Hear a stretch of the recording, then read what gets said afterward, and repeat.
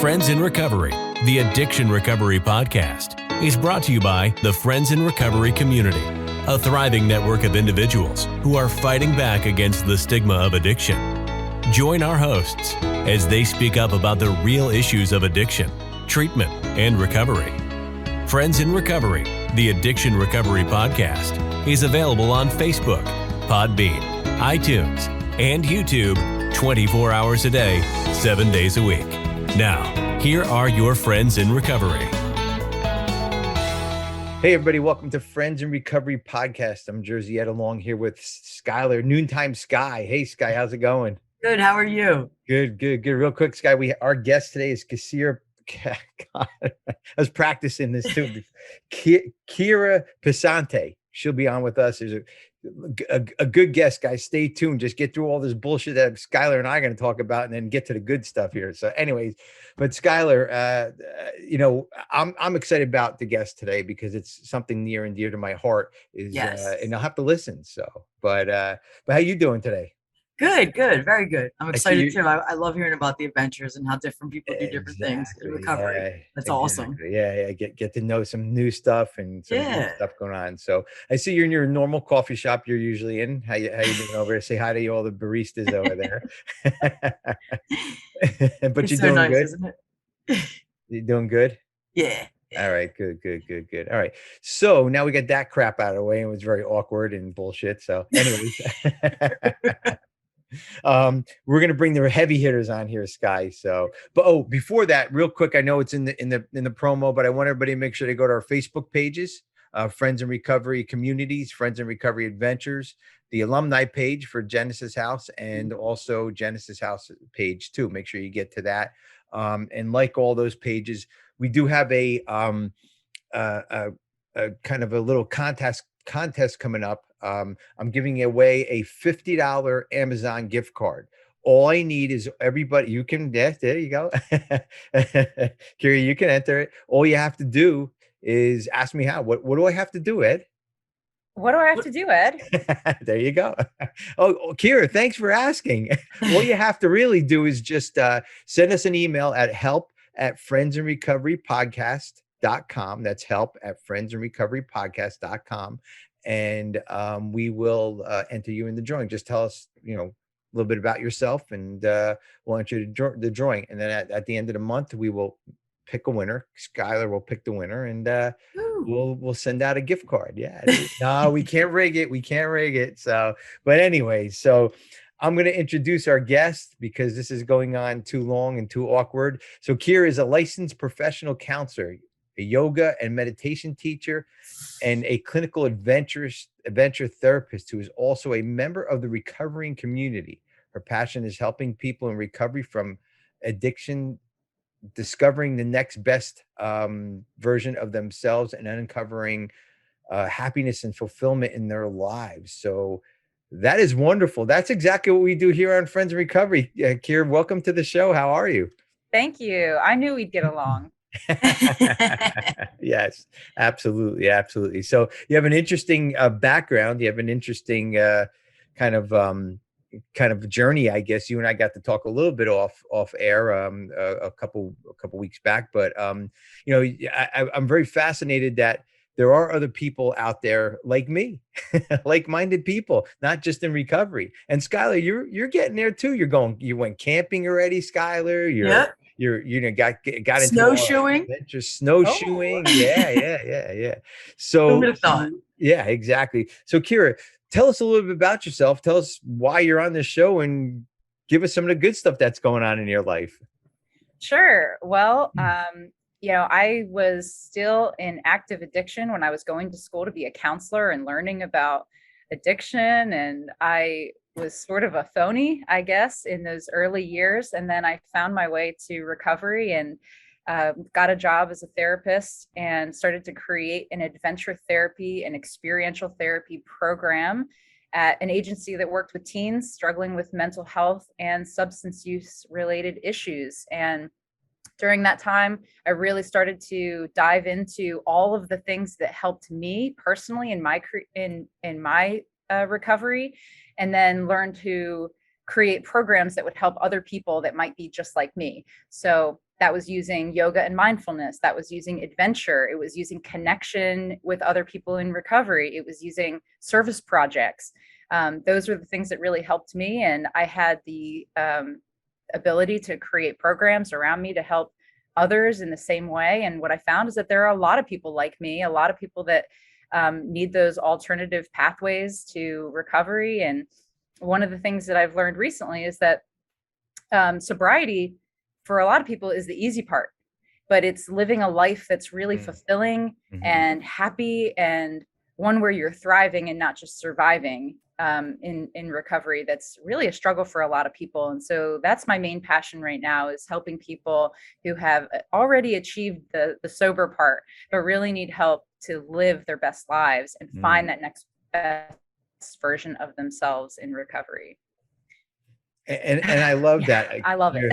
I love that, because when we get into recovery, and I'm going to ask you about your story too, get you in a minute, but when we get into recovery, right, Sky, this is the reason why we started the Friends in Recovery adventure, because I know, listen, March 10th, 1994 is my sobriety date. So 2 days into rehab, I asked my counselor, I said, yo, what am I going to do for New Year's now that I'm drinking? He's like, slow down, just slow down. It's New Year's just passed. And, so that was one of the things that I was really worried about. Like, what am I going to do? When I went camping, I drank. When I went to the beach, I drank. When I went, to the next room over, I drank and did cocaine, so that's just wonderful that you're doing that. And there is life after recovery, and just amazing. So Sky, anything on that before we have her get into and it's so important too, because that was one of the biggest things I said too. A guy said, what do you do to have fun? He said, well, you got to do try stuff. He's like, go try flying a kite. If you like it, keep doing it. If you don't do it again. And I was like, wow, it's kind of simple. Exactly. So I just started trying things. But the problem was, like you said, is the community of like having people to do stuff with. And that was the tricky part, but so but we get there. Yeah. And Kera, you said something you said about you were phony all these years. I'll have to disagree with you on that, because that was your journey. That was when that's that you did. So you learned there,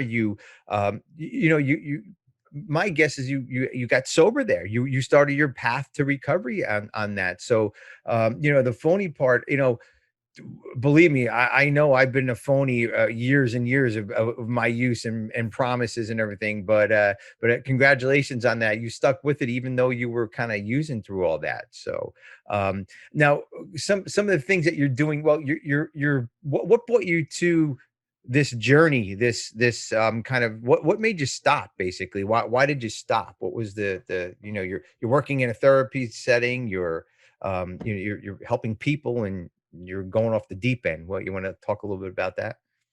Yeah. So my addiction started probably around 17 or 18 years old. I started experimenting with drugs and alcohol in high school, but I still had a lot of pressure to maintain good academic status. I had a good family. They really supported me.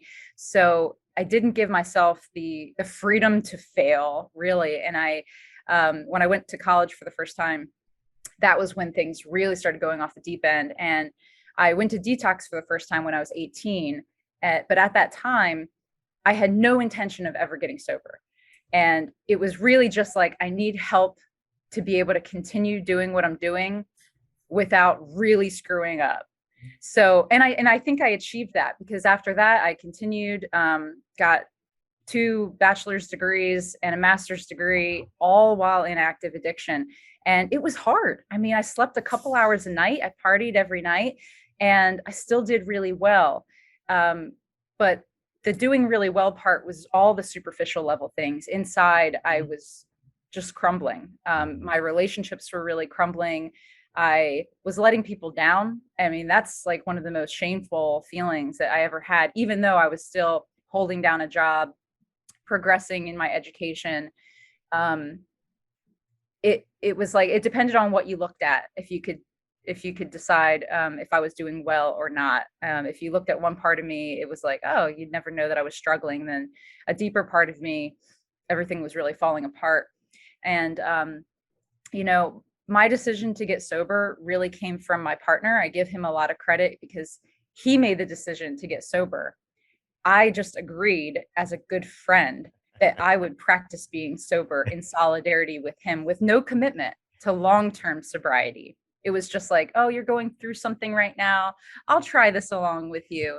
And then within the first week, I realized, oh my gosh, I really do have a problem, because 1 week sober for the first time since I was, a teenager, that was hard. It was really hard. And I think that was when I realized, like, why am I doing this? What is the cause? I stopped looking at the symptoms, the using itself, the substances, and I started to look at, like, what is making me do this in the first place. And that really came from an understanding of substance abuse from my counseling. And I was finally, like, using all the stuff that I was learning and actually applying it to myself. I was, for the first time, holding up a mirror in the same way that I would hold it up for my clients. And that was kind of it. So after a week, I started to realize that I actually had a problem. This wasn't something that I was just doing to support my friend, my early boyfriend at the time. And then I started to go to some meetings. Meetings really helped me early in the beginning of my sobriety, because I never even had the understanding that other people didn't drink and use. Like, I really thought that everyone was doing it. And the people who weren't, I thought that their lives were boring and lame. And I mean, I had so much judgment about other people who weren't partying. And I went to those meetings and I was like, oh my gosh, there's a room full of people here who also don't want to, or for some reason can't drink or use. And that really helped me in early sobriety. And then, just like we were talking about before, it was this rediscovering, like, I can go to a yoga class without being high as a kite. I can go on a bike ride without ending up at a brewery. I can go to a party and not be wasted. Like, I had to rediscover all the things that I loved, also trying new things and being like, wow, I can actually have fun. Yeah. Isn't it funny that like-minded people, when we're in that situation, that using situation, you think everybody out there does it. Everybody is in that mindset because we surround ourselves. That's our world of those people, whatever it is. If it's bike riding, if it's running, if it's drinking, whatever it is, well, when you're drinking and using, you got more of a narrow mind. So you think everybody's, or a big ego, and you think everybody does exactly what you do. I'm the leader, and they come and drink and use drugs with me, but that's not the case. I mean, it's sad that we thought like that, because it really kind of narrowed our thinking and narrowed our life, and when I know when I got into recovery, things opened up, things just started. I mean, I had 4 kids, and I didn't realize how beautiful my 4 kids were in early recovery until I got into recovery, and just simple things in life just kind of opened up, and that opens up amazing doors. And I know it probably opened up a bunch of doors for you, going to yoga, not high anymore, taking that bike ride and passing that brewery, or not going to the brewery. What else did it open up? It sounded like, you got your own business now, or things are happening, or, talk a little bit about what happened when you put down the drink and the direction you're going into. Sure. So I really did not like my job as a counselor in those early years right out of grad school. I worked primarily with kids at the time. It was like my clients were 3 to 18, and none of them actually had substance use issues, which I think that would have been an earlier sign to get sober had I been trying to help people while being a hypocrite. But it just turned out that my clients didn't fit that mold. But in the first month sober, I learned about a company that was opening up that was really into experiential therapy. I showed up to do my initial interview, and the first question, tell me about yourself. The first thing I said was, well, I'm 1 month sober. And I was like, no, why did I say that? That's like the worst thing. And that's because it was coming from that place of there's a stigma around this, and I'm going to be judged for admitting this, and I'm never going to get a job. And it absolutely went the exact opposite of what I expected. And the response was, that the person interviewing me was also someone in recovery, and that they saw that being in recovery and having gone through addiction is an asset to helping others. And so I got the job. And in my time at that company, I developed leadership skills. I became director of a therapeutic camp for kids, created the adventure therapy program, created the experiential therapy program, started using yoga and mindfulness to heal others. And all of a sudden, all these doors were actually opening. Sure, I was doing well before, like I was getting my degrees, but I didn't actually feel like I was on the path of my choosing. Now, for the first time, I'm sober and I have clarity, and I'm like, you know what? I really want to do this, and let me ask for this. And believe it or not, when you ask for things, sometimes you get it. And I didn't know that before. And so I started to create the career that I wanted. And over 4 years, almost 4 years of working with them and following the exact path that I wanted to towards my dream purpose and way of helping others, I realized there were other things that I wanted to do. I had things that were on my bucket list since I was a child and throughout my teenage years that I was like, you know what, I'm going to do those things. And so the first one on the list was through hiking the Appalachian Trail and walking 2,200 miles from Georgia to Maine. And I set down, a goal. I wrote it down. I wrote down a timeline, told the company that I had to go and do this and follow my dream. And I did. And that was last year during COVID. I left before COVID happened, but once it happened, I decided to just keep going, and then added another thing to my bucket list. I decided to ride my bike from Bar Harbor, Maine to San Diego, California. And then after that, I was like, you know what, I'm going to start my own business, and I'm going to help adults in recovery live a life that they want to live. And it all started with people coming to me and saying, I want to do what you do. And especially adults in recovery, I want to live a life like you're living. And I kept telling them, you can. And now I've realized, you know what, just telling them that they can isn't helping them. I need to show them the way. Wait a minute, Skylar. She's getting paid to do this, and we're doing all this shit for free. Friends of Recovery Adventures. What are we doing wrong? Come on. That's amazing. That is really cool. Bar Harbor, I'm telling you, when I die, okay, my spirit will be living in Bar Harbor at Acadia National Park. That's where I'm going to park my ass at when I die. I'll check in with the big man upstairs every once in a while, but I will be in Bar Harbor. So that's amazing. Bar Harbor to San Diego. How long did that take? I mean, that's not a week's journey. Yeah. So the hike took 5.5 months, and the bike ride took 3.5 months. Wow. Definitely did not take the fastest and most direct route from Bar Harbor to San Diego. That would have been just a straight line across the country, but we came down the East Coast and then got to like Tennessee and went across Tennessee, then south again, and then pretty much straight west across southwestern United States. That's crazy. Wow. That's crazy. Racked up a lot of miles there. Yeah. So let's go back to the hike. I'm going on a 25-mile backpack hike. Matter of fact, my backpack's right behind me. I had to take it off my chair to come sit here and do the podcast. Now, I've never strapped on a backpack except for carrying beers around or taking it to an airport. That's about it. It's really all you really had a backpack for. Because when I went to school, there was no room for books. I had to put the beer in there to hide it from the teachers. So anyways, the backpacking trip, again, that was just, you have, first of all, you have to be fit for that, number one. And number two, your mindset, because you were talking about being mindful, yoga and meditation. I'm sure a lot of that applied on these journeys that you went through, and a lot of it was help you through these journeys. And starting with the Appalachian Trail, what's give us some insight on that. Yeah, well, I think you really nailed it. Mindset is one of the most important factors in success in hiking or in any challenge. And when you think about it, I can relate that to recovery. And what I was saying before about sobriety is kind of like the physical part, like abstaining from a drug or a drink.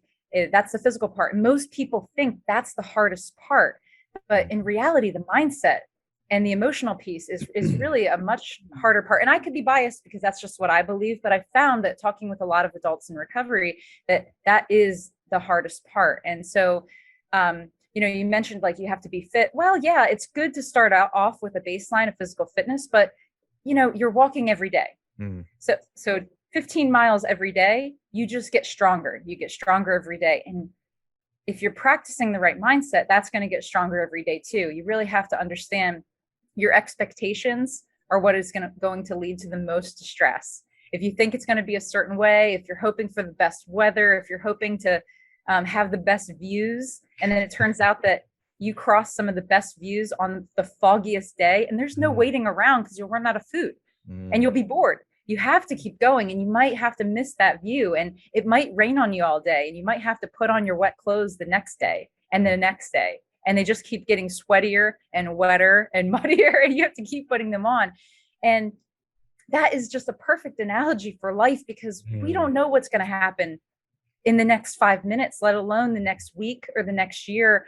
We cannot predict, and when we have expectations, we often get let down.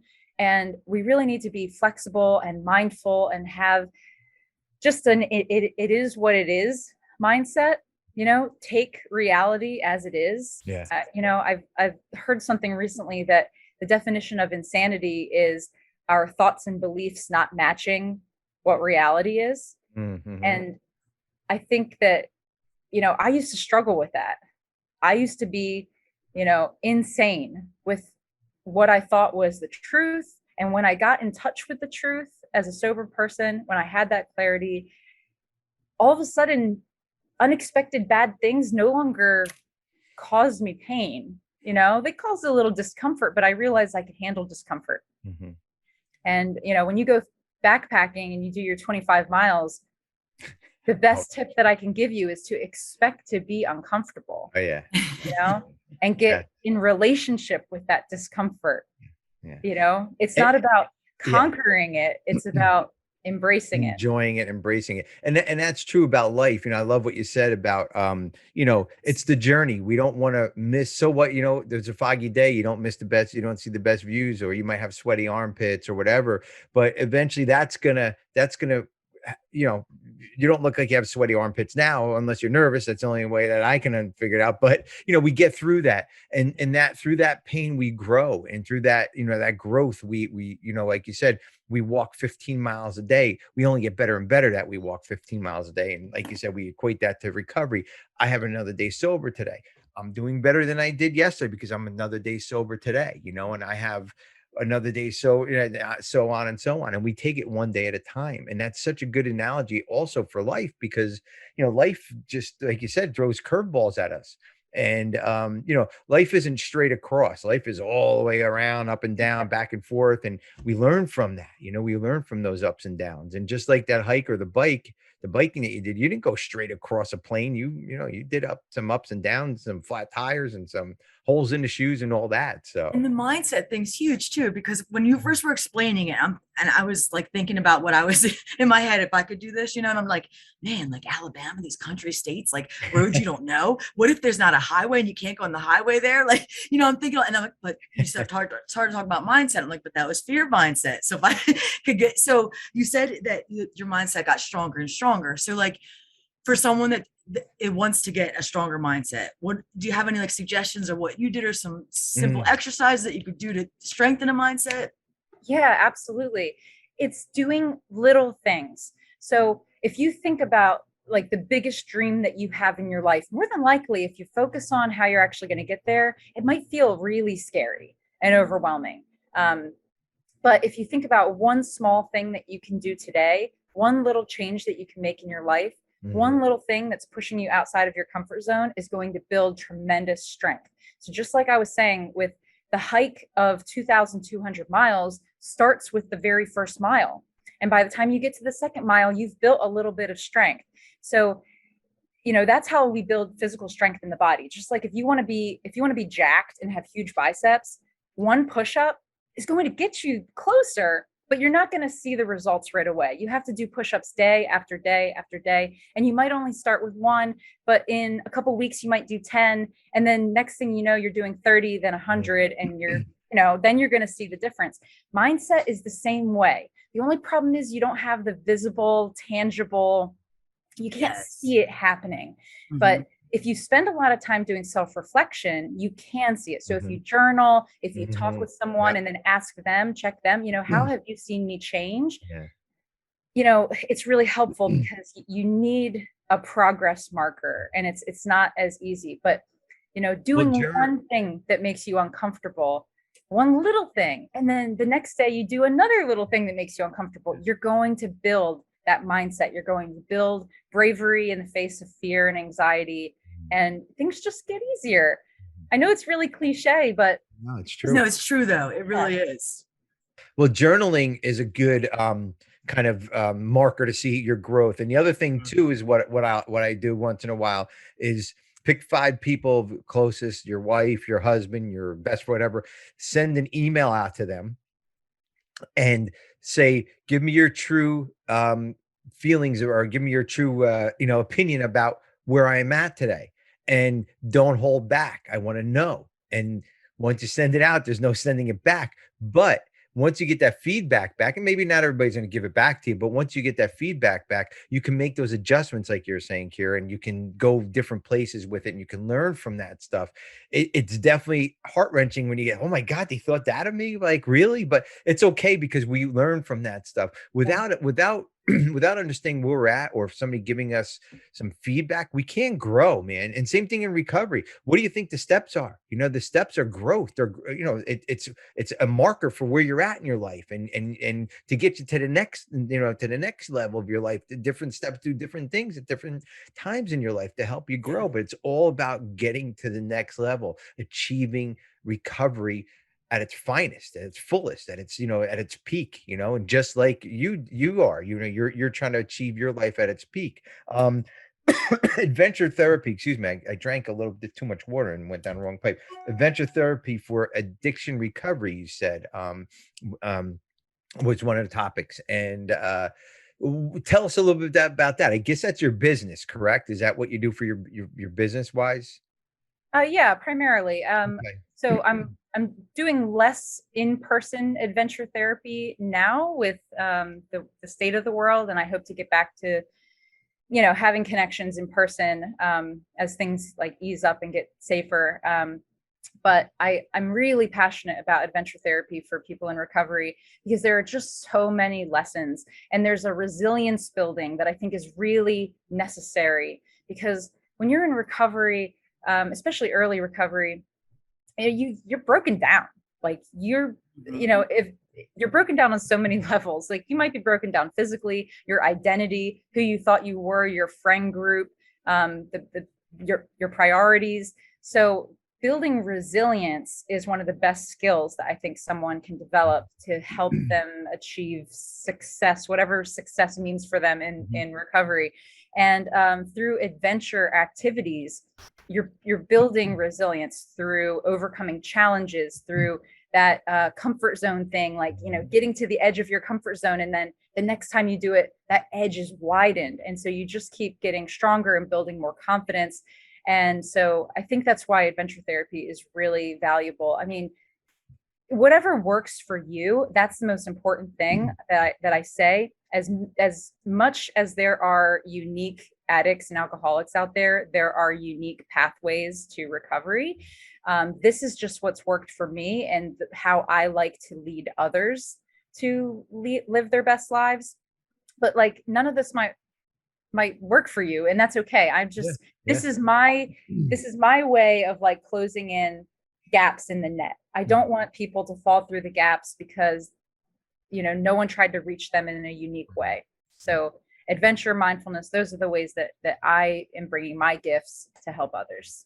And it's funny you say that, because and I'm a runner. I love marathon running. I just did an ultra marathon not too long ago, the whole 9 yards. And we did if you guys look back a couple shows, maybe right before the break, or right before the break, I did a show. We did a show about our kayaking trip down the Delaware. We started off to do 100 miles. We had to cut it down to 72. And then because of some stuff that was going on, the rain and stuff, we had to cut it down to 50 miles. But that was okay. Like you said, you roll with the punches as you go, But I'm telling you guys, when I know exactly what you're saying, like this, like I was sitting and staring at my kayak saying, really? Fucking 5 days in that thing? all my shit's going to fit in there and food and I'm going to survive off of it. Well, yeah, here I am. I did it. We did it. And I look back at it and it's not as bad as I thought it was. It wasn't as bad. First of all, it was in the Delaware River. Any stop that we made, we could have got out and got probably ate dinner every night somewhere and stayed in a nice hotel. That's number one. But number two, we did it. You just got to do it. Every time somebody says, well, I'll try, bullshit. It's either do or don't. Do or don't. If you want to do it, yeah, gotta do it to the best of your ability. I mean, that ability may be here, maybe here, maybe here, but you're not the next person. You're who you are, and be happy with it. And if you choose not to do it, that's okay too, because that's a decision you're making. But if you try, oh well, yeah. If I'll try was the right thing to say, Nike wouldn't say just do it. Nike would be saying just give it a shot, try it out. When we do recovery, we do recovery. You know what I mean? We put our full force into it. But when we don't, we relapse. So it's either you have to, in our business and what we do, we have to do that. And the adventure therapy, it just opens up another realm. It just opens up another world. And another being. It actually brought some good things out of in my life when I used to camp before when I was a kid and all that. And now, we're doing that again. We're doing all that fun stuff again. And I understand exactly what you're talking about. Now, Kera, how can people get a hold of you if they want to take on an adventure or if they want to do something with you, or are you doing something now? Is there a website or a Facebook page or anything along those lines where they can get a hold of you? Yeah, absolutely. So one of the most direct ways to get in touch with me would be either finding me on Facebook and just sending me a friend request, or emailing me, Kera at adventurememories.life. Mm-hmm. And right now, my partner and I started a podcast of our own, which can be found at sobertownpodcast.com. The name of our podcast is Uncovering Happiness. And I love to just make new friends, whether or not you think, there's a partnership or a helping relationship that can be there, just, chatting with other people in recovery. That's a big part of how I stay sober. And so I'm always open to making new friends in recovery. I like that. That should be a podcast, guys. Friends in recovery. Oh, it is. And Kera, all this information is going to be in the show notes, so everybody will be able to get to you to you that way. But and we'll and also come join us on our Friends in Recovery stuff, and we'll tell you all about it. So we do Friends in Recovery, our monthly ventures. We do a monthly adventure, and our adventures are anywhere from roller skating. We don't have to climb mountains to have an adventure, guys. We don't have to be out in the great outdoors. When we get sober, we could sit in a movie theater. We went to the beach last month, and so we're doing a whole bunch of stuff in Friends in Recovery Adventures, and we'd love for everybody to join us in Friends in Recovery Adventures. So if you go to the Facebook, Sky, you've been through a couple of adventures, right? Yeah, I mean, I loved it too, and honestly, like, afterwards I felt so good about myself, like, because I was able to not only just finish, but I felt good because I didn't give up. And like, you're right, that mindful and mindset is like so important, Yeah. But yeah, and then like the beach one, like someone like that didn't cost us anything, so like that was cool, so sometimes we spend money, sometimes don't, but and we all stick together as a team. Like, even some of the people that I did the adventure with in the snowshoeing, what was that, January? Yeah. Something like it was February. Yeah. February. Okay. So there's a girl I met there, and I have been really close to her ever since. And we met on that adventure, and then we keep in contact now, like almost every day. Yeah. Rather frequently. Yeah. And they're sober adventures. That's what we do. Sober adventures. The only thing we ask is that people stay. Anybody can come as long as you're sober. And as long as you follow the rules, no using drugs, no using alcohol, no, and respecting what we do, and that's all you have to be for that adventure. I want to talk about that snowshoe trip real quick. I won't mention their name, but this gentleman, I don't think he ever hiked before. He might have, or whatever. He never did. Okay. And he took a 5-mile challenge on, right? And we went up this big, huge mountain. Let me tell you, I'm in good shape, and I had a hard time getting up this mountain. And top of the mountain, he kind of fell over. I was like, oh my God, he ended up gathering himself together. You could tell he was hurting, but he got himself together, got to the bottom. And he said that was one of the best things he ever done. He called me and sent me a text message, said, thank you for helping me. But we were all there. It was all of us helping. And when he got through that problem, that of not feeling good or being at top of that mountain, climbing up that mountain in snowshoes, he was happy, and that's the challenges we have to get through. And that's that's the challenges of life, just like Kera was talking about before. So, and he related it so much to his recovery too, like the exact same way. Like, I can't give up on myself. I got to keep pushing, Yeah. Just so because really you fell down, just because, I mean, I'm sure, Kera, you fell down 1,000 times in those trips, not maybe literally too, but like, oh my God, what am I doing out here? It's the middle of the woods. I should be back at work, and I'm in the middle. I'm sure you had all those thoughts, but you keep pushing through, and now you got this wonderful story you have. Yeah, and there were a lot of times when I thought that climbing the mountain was hard, or climbing down, which is sometimes harder. I just remembered I got sober. And the other struggles of my life, losing people that I loved, other painful experiences, those build strength and resilience. And then when you're climbing the mountain, or when you're snowshoeing farther than you've ever snowshoed before, running a marathon, like, you can draw on that. That's your source. Like, I've been through worse, or I've been through other hard things, and those prepared me for what I'm doing now. Exactly. Well, Kera Passante, is that how you pronounce it? Passante. Yeah, you got it, Skylar. Kera Passante, thank you so much for being on the Friends Recovery Show, and thank you for all the adventures that you've told us about. And please go to her website, check her out on Facebook, on all the social media stuff. I'm going to get her to do something on our Friends in Recovery show. Our Friends in Recovery adventures page too. Maybe we can do an adventure down in Florida with you, and get some of our Florida people to join in, because they've been asking, guys. So the other thing too, the first Tuesday of every month, guys, is our Friends in Recovery Adventures planning meeting, the first Tuesday. So look at Friends in Recovery Adventures Facebook page, and we will we'll have all the information there. But Kera, extend that welcome out to you to come and plan some adventures with us. Absolutely. Well, guys, so much. Thank you so much, Kera. And Sky, do you have any closing words before we go?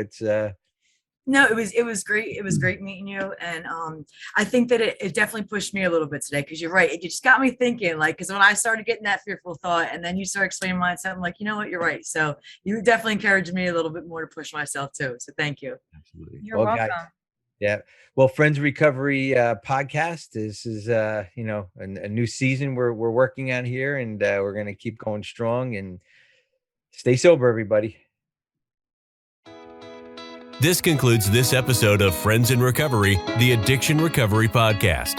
Follow us on Facebook for past shows and updates, and enjoy free access to twice daily support meetings. Friends in Recovery, the Addiction Recovery Podcast, is available on Facebook, Podbean, iTunes, and YouTube 24 hours a day, 7 days a week. Since 1992, Genesis House has been helping real people heal from addiction on their private recovery campus in beautiful Palm Beach County, Florida. Their family-owned program is accredited by the Joint Commission and offers detox and dual diagnosis treatment in a comfortable and confidential setting. At Genesis House, they focus on treating the underlying causes of addiction. Their comprehensive approach includes psychiatric care, individual and small group therapy, trauma healing techniques, and holistic care including yoga, massage, and animal-assisted therapy. After treatment, their clients enjoy the lifelong support of a nationwide network of Genesis House alumni. Call Genesis House today at 1-800-737-0933 to speak with someone who understands. Visit them on the web at www.genesishouse.net. It's time to start your journey to a long and successful recovery.